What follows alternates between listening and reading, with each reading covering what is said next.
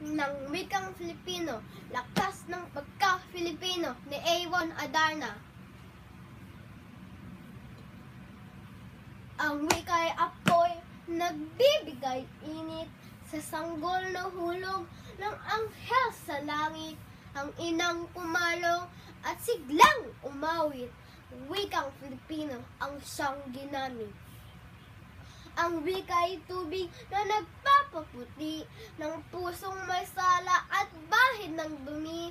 Manalangin lamang at saka magsisi at patatawarin ng poong mabuti.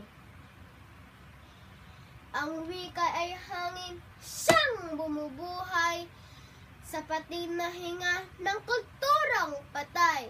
Ito ay nagbibigay ng siglang mahusay sa mga tradisyon at pagtatagumpay. Ang wika ay bato na siyang tuntungan nitong mga paa ng mahal na bayan.